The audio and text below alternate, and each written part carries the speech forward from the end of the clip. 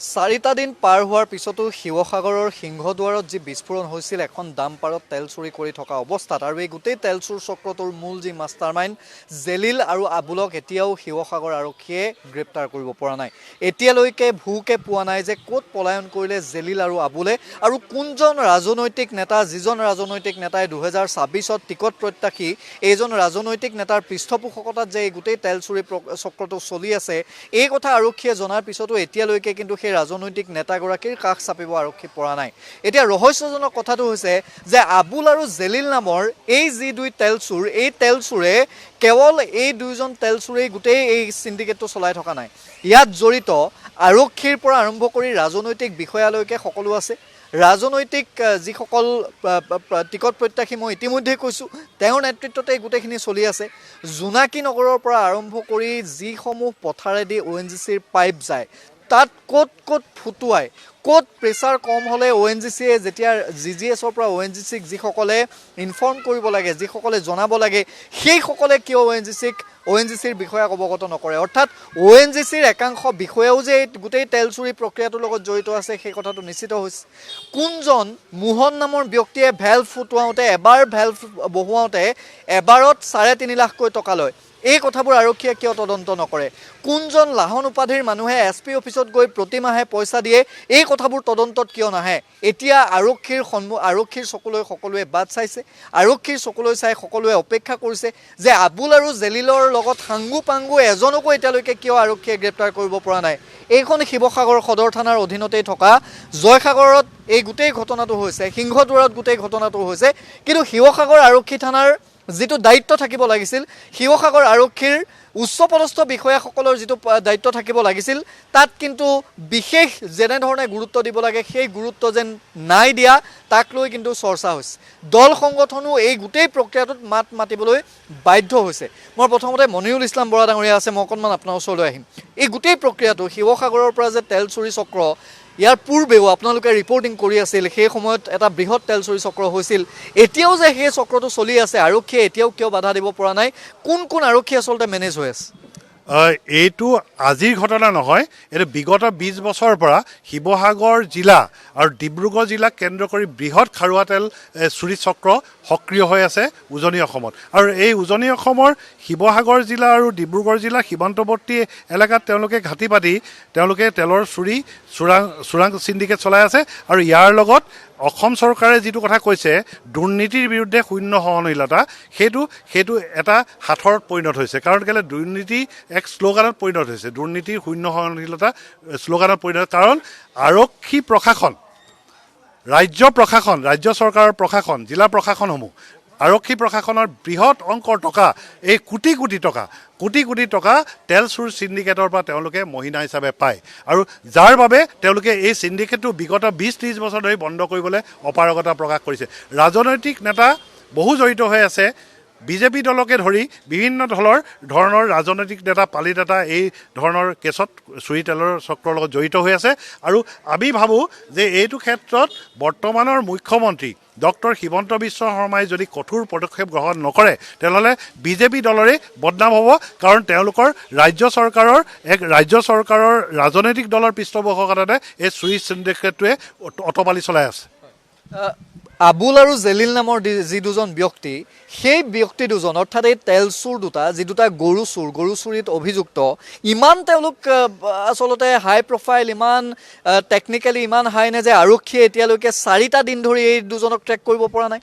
নিশ্চিতভাৱে চাওক, আচলতে শিৱসাগৰৰ নিচিনা ঠাইত তেলৰ টেংকিত পৰি, তাৰমানে চুৰি তেলৰ টেংকিত পৰি মানুহৰ মৃত্যু হয়। আৰু শিৱসাগৰৰ নিচিনা ঠাইত যে তেলৰ টেংকিৰ বিস্ফোৰণ ঘটি এক মানে ভয়াৱহ পৰিৱেশৰ সূচনা কৰে। গোটেই কথাবিলাকত পাব্লিক নিউচেন্সৰ কথাটো জড়িত হৈ আছে। তাৰমানে এটা কথা স্পষ্ট যে এই তেল চুৰি চক্ৰটোৱে ইতিমধ্যে এক আতংকৰ সৃষ্টি কৰিছে আৰু জনসাধাৰণৰ মানে জীৱনৰ প্ৰতি এক ভাবুকি নমাই আনিছে। কিন্তু আমি দেখা পাইছোঁ যে শিৱসাগৰ জিলা প্ৰশাসনে বিগত বহু বছৰ ধৰি এই তেল চুৰি চক্ৰটো এজনো মানুহক কিন্তু তেওঁলোকে আটক কৰিব পৰা নাই বা তেল চুৰি চক্ৰটো নিষেধ কৰিবলৈ যত্ন পৰ্যন্ত কৰা নাই।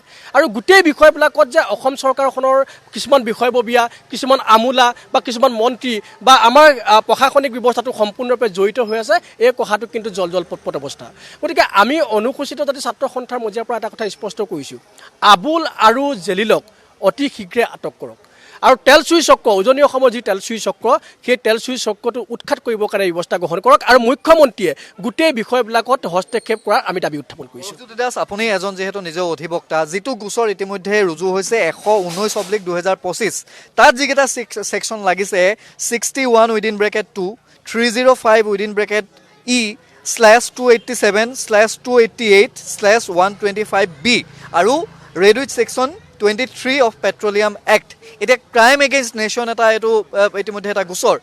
এই গোচৰটোত যিখিনি ছেকশ্যন তেওঁলোকে লগাইছে, যিকেইটা তাত ধাৰা সন্নিৱিষ্ট কৰিছে, আপুনি ভাবেনে যে এওঁলোকে বেইল লৈ আহিব পাৰিব বা বেইল লৈ সাৰিব পাৰিব অগ্ৰিম জামিন লৈ? নিশ্চিতভাৱে নোৱাৰে।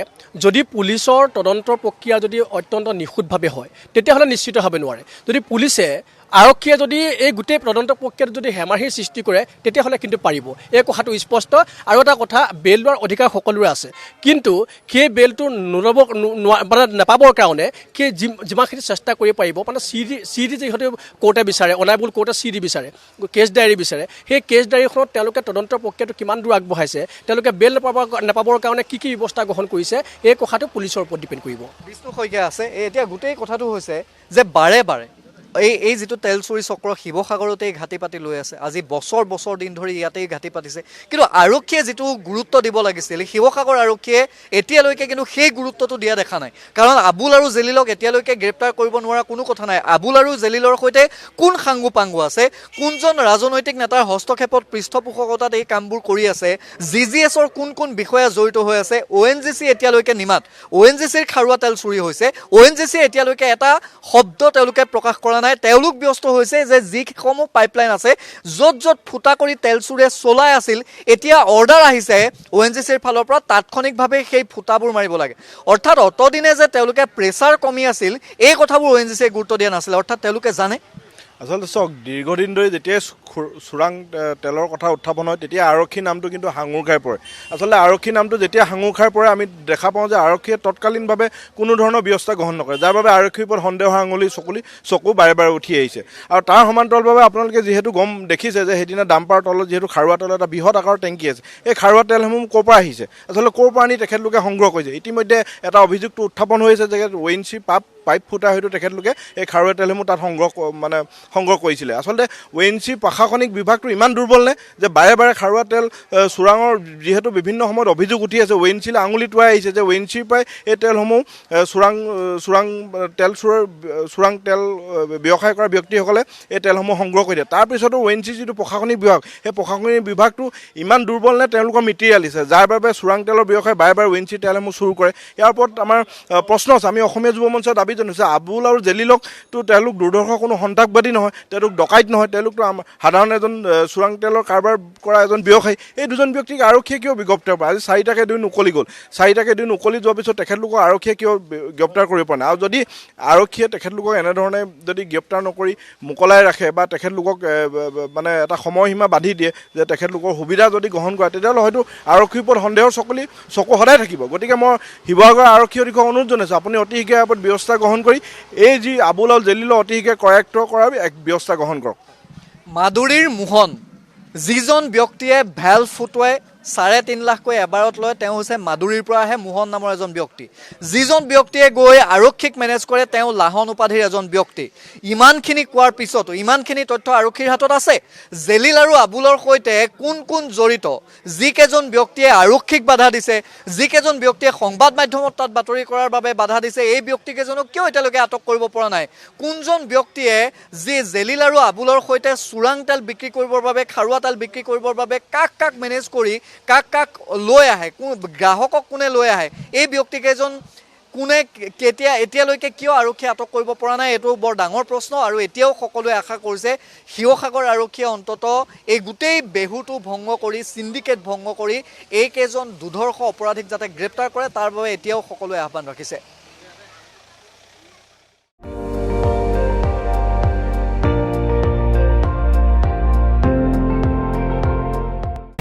আপুনি চাই আছে ND24, সৰ্বশ্ৰেষ্ঠ নহয় সৰ্বোত্তমৰ দৌৰ।